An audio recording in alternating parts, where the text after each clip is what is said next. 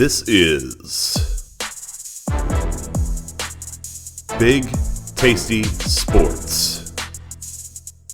It's been a few weeks since we did the last NFL futures report, but it's time to do another one.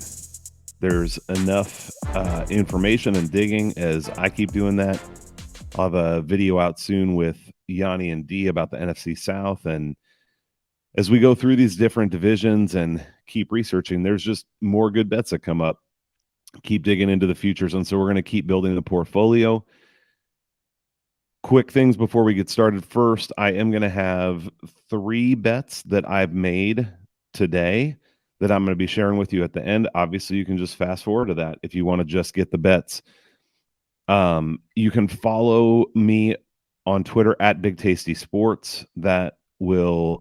I'll be posting anything that I'm doing with Big Tasty Sports there, so you won't miss anything. And then also just completely redid the Big Tasty Sports website.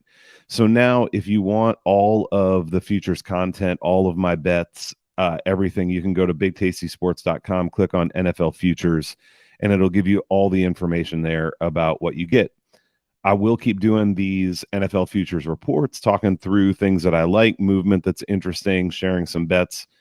There are some things that will be just for subscribers there. So, even just watching these, you'll keep getting bets and lots of different content. But if you want all of it and want more, go to bigtastysports.com and click on NFL futures.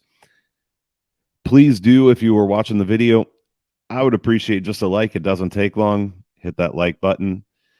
Subscribe to the channel so you don't miss any of these as they come out. If you're listening to the podcast, rate and review. As always, if it's a nice rate and review. Otherwise, feel free to go on your merry way. All right, so here's what we're going to do today. We are going to look at some line movement. Then I'm going to walk through some over-under bets that I like, some of which I've already made. One of those is going to be one of the bets I'm going to share with you that I just made today. And then I'm going to talk about a strategy for betting NFL futures that I've developed just here in the last couple of weeks. I mean, I'm not saying I'm the first one to ever develop it or any shit like that, but just saying it's something that I have dove into and going to share that strategy with you, a few examples of it. And then one of my bets is using that strategy. It has to do with finishing position in the division. So that is what we're going to do. First up, we're going to walk through some line movement. This is in the futures dashboard that you can get if you subscribe to Big Tasty Sports. So I am doing futures lines and updating these right now about once a week. In the season, it'll be multiple times per week. You can see here I have 5 different books, I think. Yeah, 5 different books. These are the ones that I use the most. And just real quick, I'm not going to talk a lot about over and under because there wasn't a lot of movement there to talk about, just a couple things. But if the sell here is green, that means that the price has gotten better for you since the last time. However, if that line is moving, it might mean it might not be the best bet, but that's stuff that we can talk about. And then if it's red, that means the line has gotten worse since last time. I have the win total, these 5 different books, and then this column here is important. That's the best line that you can get. And this dashboard, which I'll come back to in a minute, those lines are the ones that populate the over and under here. So you can actually see those right on the dashboard. But for now, we're going to look at these lines and go through. You can see that since the last time I updated these, there hasn't been a ton of movement on most of them. Really what's happened, I would say big picture on the over and unders, aside from a couple examples, is that the books are just getting into more alignment with each other. So you can see Bet Online adjusted a lot of their lines, but for the most part, that was just to bring it in into alignment with the other books that are on here. So while there are still a few outliers, a lot of the lines are just getting tighter now, is the primary thing that's happening. The other big picture thing I'll say is if you do have Bet Rivers, and if you were looking at this sheet, that Bet Rivers is worth checking out just because they haven't moved their lines as much as the other books have yet. So there are a couple spots where they're a little bit out of alignment with the other books. And so those are ones that you might want to consider. There aren't a lot of those, but just a couple. I mean, this is 115. And let's see if there are any others here.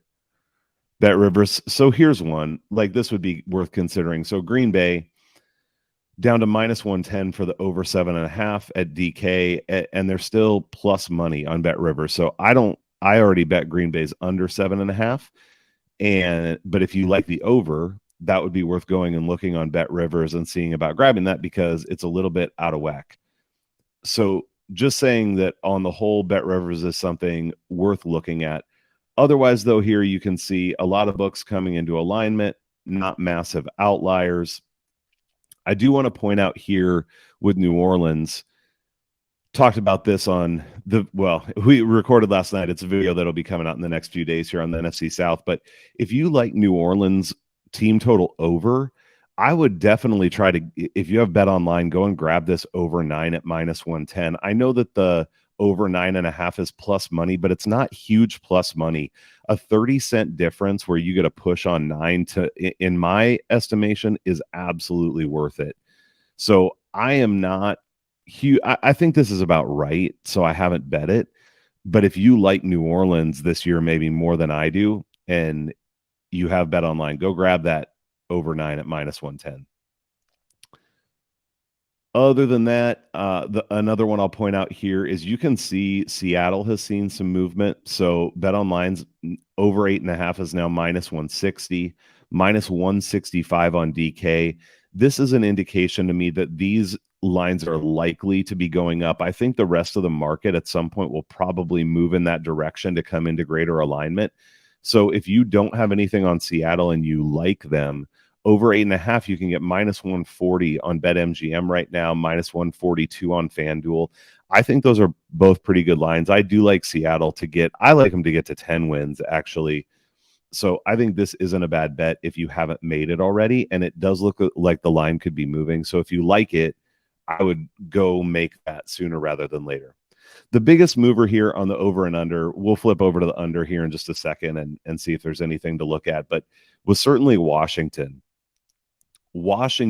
Anytime we see this year where the line moves on every single book, that's something significant and worth paying attention to. So the over 6.5, the line got better on every book, which means if you bet the under already, that would be good. If you bet the over already, you didn't get the best of the number, but that's going to happen to all of us. But right now you can get plus 110 on Washington over 6.5. Now, I'm not going to encourage you to make that bet because I'm actually on the under already with Washington. So for me, I would just look at this and say, hey, that's one where maybe at least to this point got it right because the line's moving in the direction of what I bet. But if you like the over, hey, you're getting a better line now. On the other side here, if we move over to the unders, obviously you're getting a worse line if you want to go grab Washington. The one thing that I will say here is under 6.5, you can get minus 118, 120 on DK, 130 on MGM, 140 on Bet Online. So I'm sort of iffy on betting the under 6.5 at minus 118. I think if I hadn't bet anything on it already, I probably would bet enough to win one unit. I wouldn't go big on it. But if you like that bet and you want to grab it, this is another one where now is probably the time. I don't think you want to wait. Another one where that is the case is Tampa Bay under, and their under is at 6.5 right now. But here you can see BetMGM still has a minus 130, and then the next best is minus 140. We're all the way up to minus 145. So Tampa Bay under is another one. If you like it, now would be the time to grab it, and MGM is the best place where you can do that.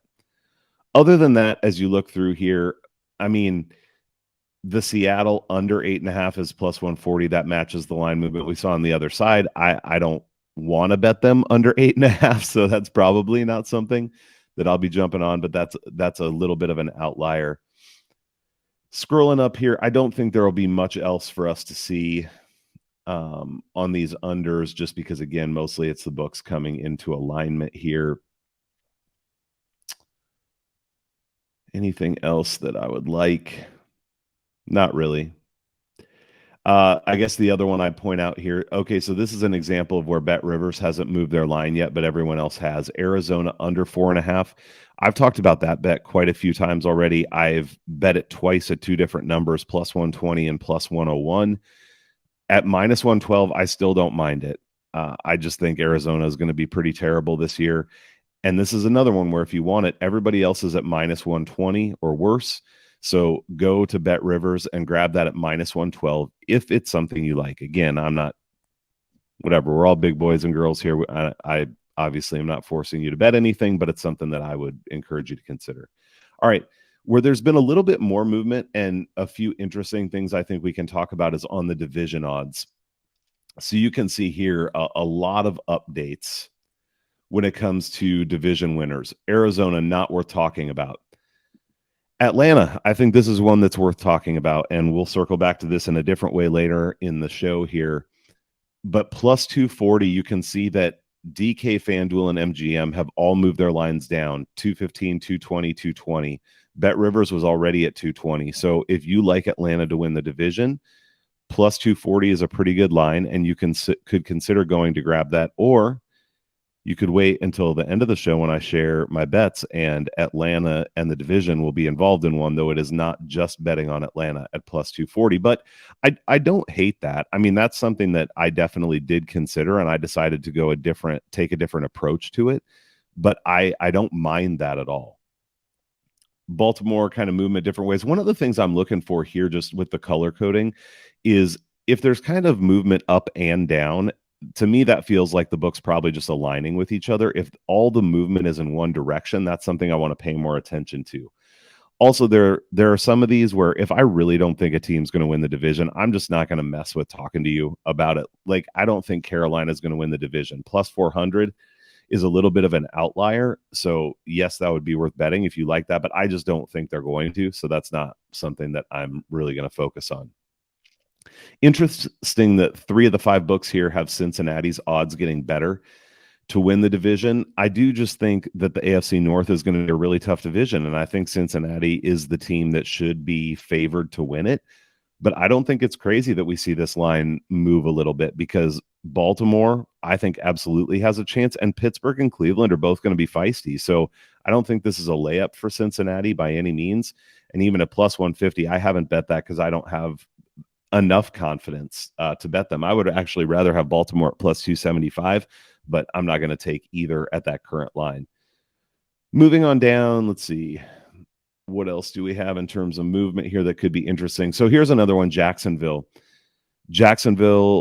If you've watched this or if you're following me, talked about in the past taking Jacksonville at minus 150 to win the division. You can see now the best line is minus 160, and we've got a minus 167, minus 165, minus 170. So if you like Jacksonville to win the division and you haven't bet it yet, again, I would encourage you to do so. FanDuel is the best line that I see at minus 160.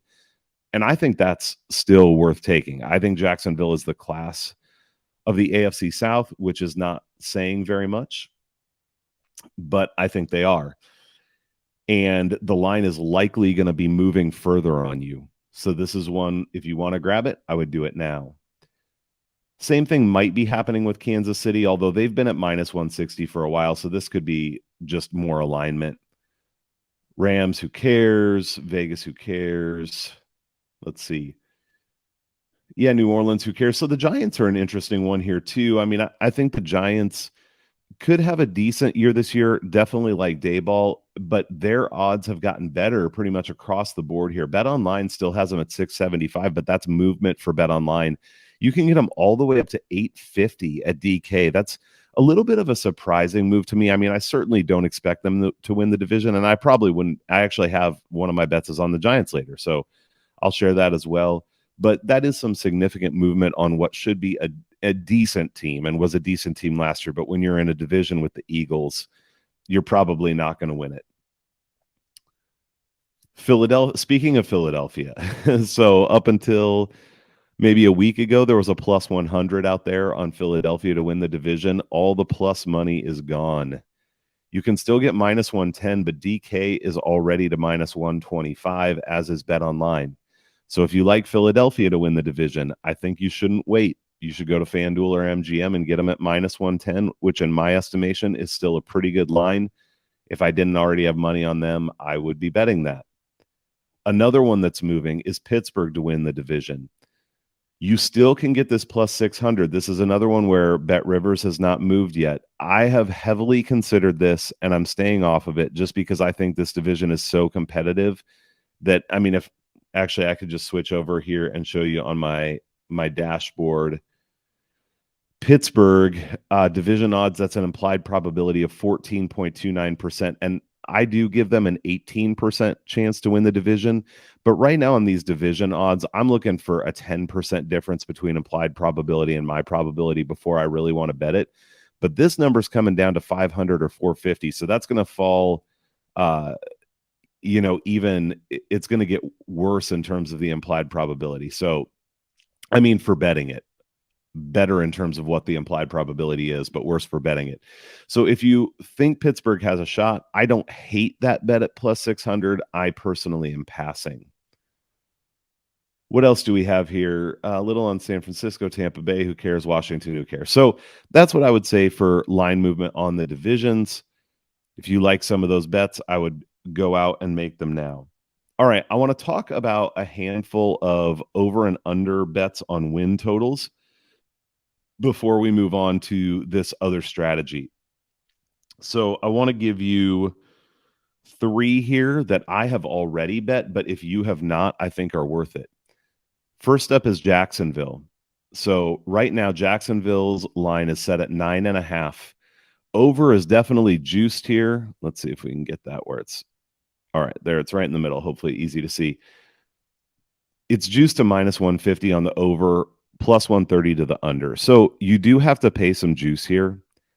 I actually think it's worth it. I have Jacksonville projected for 13 wins, and you can see here, this is one of the things that I like the most for this bet is I have their floor at 9. In other words, I think there's 9 games they really should win. I have their ceiling at 17. If you haven't heard me talk about my floors and ceilings before, the ceiling is almost always a little bit crazy, but it's just because of the way that I do these games. And I'm not going to go through all of that again now because I've done it before. So I don't think they're going to win 17 games is what I'm saying. But having a floor of 9 for me is great when the over under is 9.5.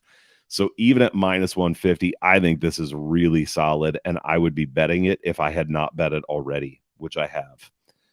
But it's one that I would say, yeah, I'm on it. And I would make that bet. So do it that way you will. Next up is one that we talked about earlier, and at this point, missed the line a little bit. But Washington, over under 6.5, you can see here, I have them projected for 4 wins. I have their ceiling at 6 wins. Now, throughout the season, I'm going to be adjusting this. Is there a chance they win more than 6? Of course. Again, this is just my process and what it puts out for now. As we get into the season and see what these teams are really made of, this still could move. But for me currently to have a ceiling underneath Vegas's win total is a bet for me. And like I said, I've already bet Washington under 6.5 at plus money. The under is minus 118 now. But again, if I had not bet this already, I would be making a bet. It would probably be a little more conservative at minus 118 than it was at plus whatever it was, plus 105 or plus 110, something like that, where I got it.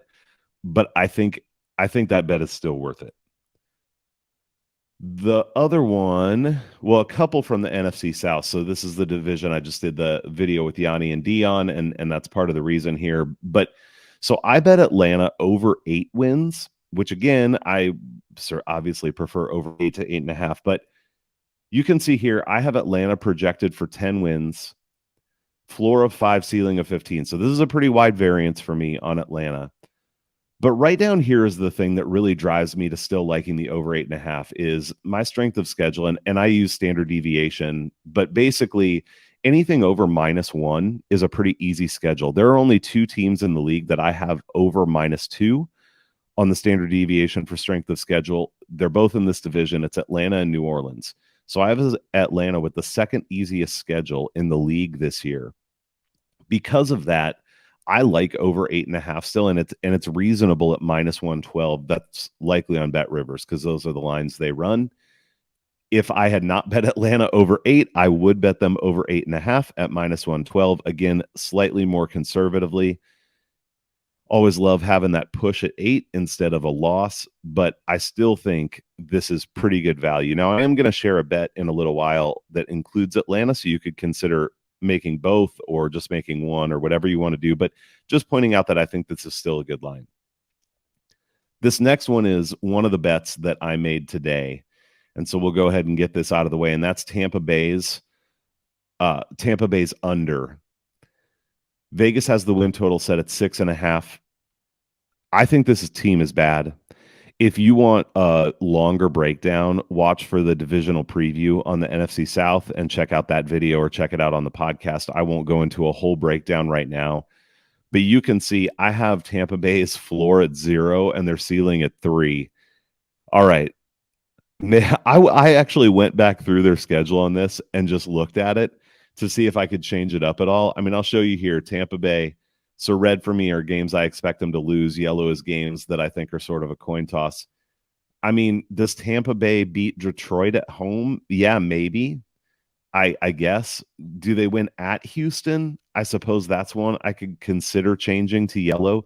My point is here, I don't really see any green games where it's like, hey, they should be favored and they're going to win this game. I mean, at Green Bay, New Orleans at home. So maybe what I have right now here with their ceiling at 3 is a little crazy. Maybe their ceiling should be 5, or maybe it should even be 6. But even if their ceiling was 6, it's under Vegas's win total. And yes, at this point, it is juiced to minus 130. But man, I think that this is a solid bet. Okay, again, I won't go into all the reasons why. You can go watch the other video, listen to the other podcast if you want to hear it. But I bet enough to win 2 units at minus 130 on Tampa Bay's under. So that is, in my estimation, a really good bet, which is why I made it. All right, here's what I want to do next is I'm going to jump into talking about a little bit of a different strategy for how to handle finishing position in divisions. There are many books where all they offer is the division winner, or maybe they offer a dual forecast where you can bet, 2 teams to get first and second, or to be first and second in any order. But Bet Online and Bet Rivers, at least, and you may find other books where this is the case as well. I'm still looking. I didn't see it on DK, didn't see it on FanDuel, didn't see it on MGM. You can bet exact finishing position in the division. And I think that opens up some nice opportunities. So I'm going to give you a couple of examples first that are interesting to me, but not ones that I would bet. And then I'm going to give you a couple of examples that I actually would bet or am betting. So first up here, and if you're watching on the video, you'll see kind of a shorthand for what this bet looks like on the bottom. If you're on the podcast, I think you can listen and you'll get it as I talk about it. So we're going to talk about the New England Patriots. They're obviously in an incredibly difficult division. And when I think about the Buffalo Bills, the New York Jets, the Miami Dolphins, I would be very surprised if New England doesn't finish last in this division. I think the only way that they don't is if there's injuries that happen to one of those other teams at key positions. Now, we have things like Tua in Miami where that could happen. So I think the likelihood of them finishing 4th is 65%, maybe. I haven't actually thought too much about the percentage, but maybe something like that. And right now, you can get them to finish 4th at minus 110, which is whatever it is, 53%. So I think that's a great bet. However, because of injuries and some of these long-term things and crazy things that can happen, and the fact that New England obviously has good coaching, they have probably a good defense. Again, it's not like they're a trash team like some of these other divisions. You could say, all right, well, what if something crazy happens and they end up finishing 3rd? I don't see them getting above 3rd. That would be wild to me. You can get them to finish 3rd at plus 275. So if you do the proportions right, and I worked this out here, basically, just as an example, if you bet 110 on New England at 4th minus 110, you'd have to bet 40 at plus 275 for them to finish 3rd to cover your 4th place bet. That works out to a line of minus 250 for them to finish 4th and a push if they finish 3rd. Honestly, I don't hate this. Because while there's no locks in any sports betting, if you don't know that by this time, please get that into your head. There literally are just not locks. This is super high probability, in my estimation, that they finish third or fourth in the division. So even at a line where it's minus 250 on fourth and a push on third, I think it would be a solid bet. Part of the reason that I won't bet this, to be totally transparent, is still building a bankroll. The amount of money that I would have to put down to make this worth it versus some other bets just isn't worth it to me right now. If my bankroll keeps getting bigger, these are the kind of bets, honestly, I would make. So if you have a big bankroll, I think this is definitely one worth considering. Let me give you another example of the same thing. Tampa Bay to finish fourth, minus 105. How do they finish third in this division?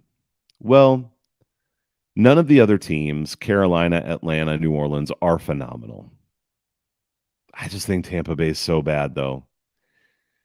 I mean, I already told you I'm betting under 6.5. Who else is going to go under 6.5? I suppose Carolina. I suppose any of these teams, it's in the realm of possibility. And this is the reason that I won't make this bet, is because this division just, I can't be confident enough to make this bet at this price. But if you bet them fourth at minus 105 and then third at plus 260 to cover that fourth place bet, you get to a line of minus 247 on fourth place and a push on third. So very similar to that New England bet. So there's two examples that I think, if you had the bankroll for it, if you think certain things about these teams would be worth considering.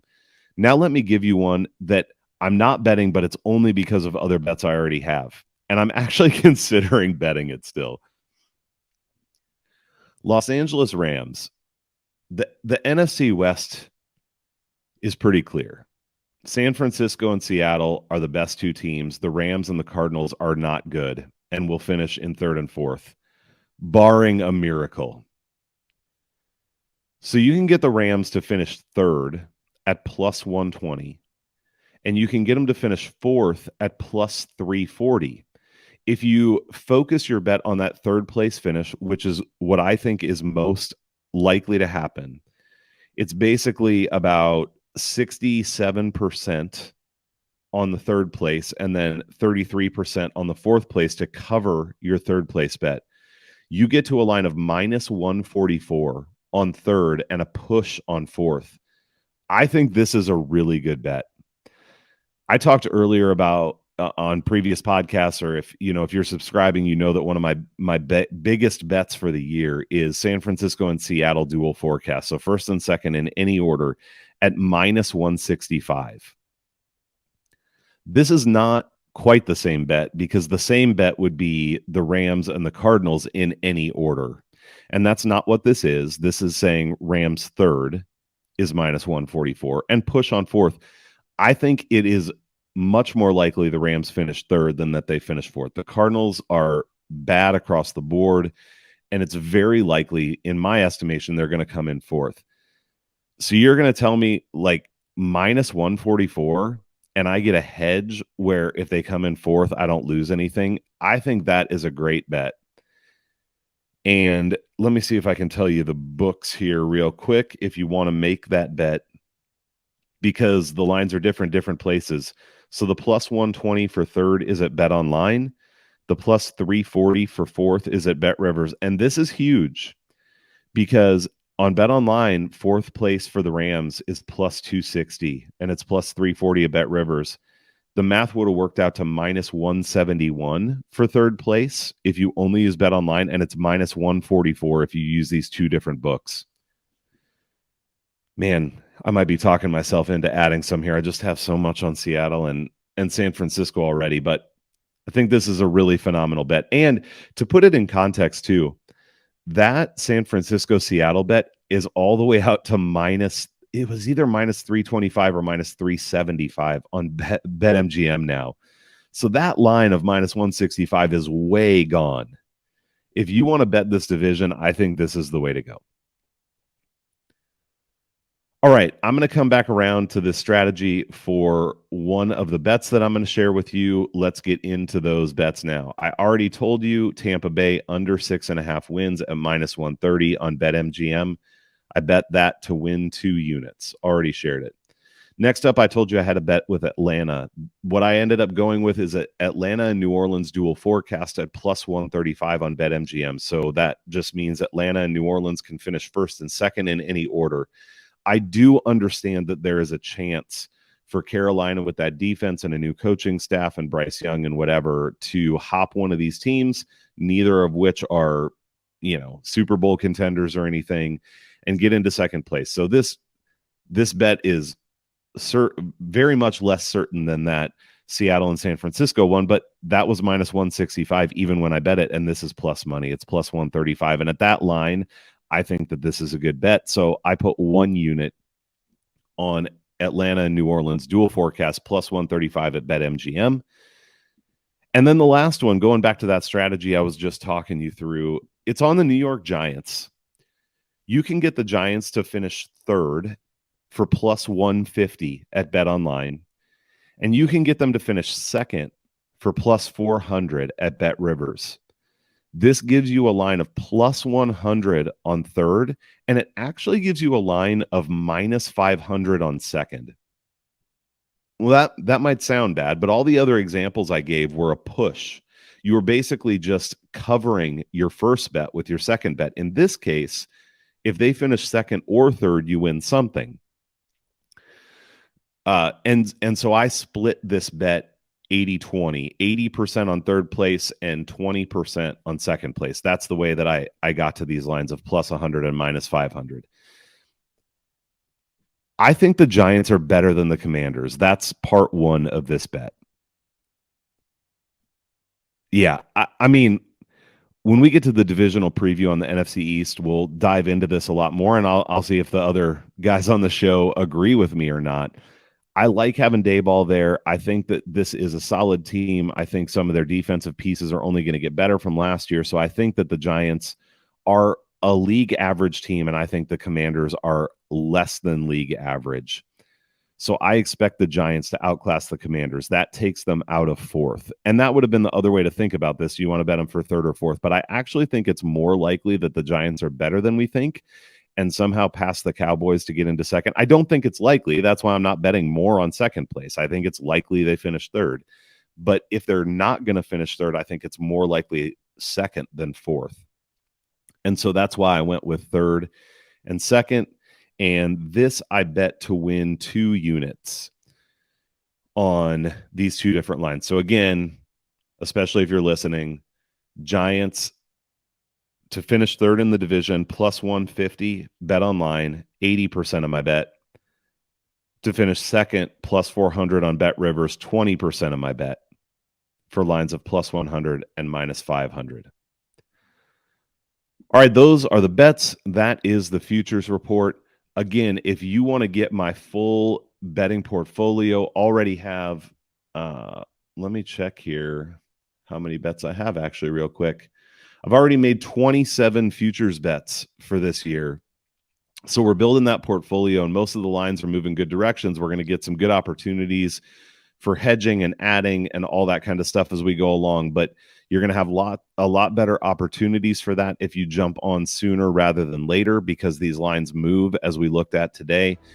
Also, at Big Tasty Sports, you can sign up for the newsletter. I'll be sending out content, doing articles, doing videos, all that kind of stuff, and you can find it all there. So I encourage you to go check that out.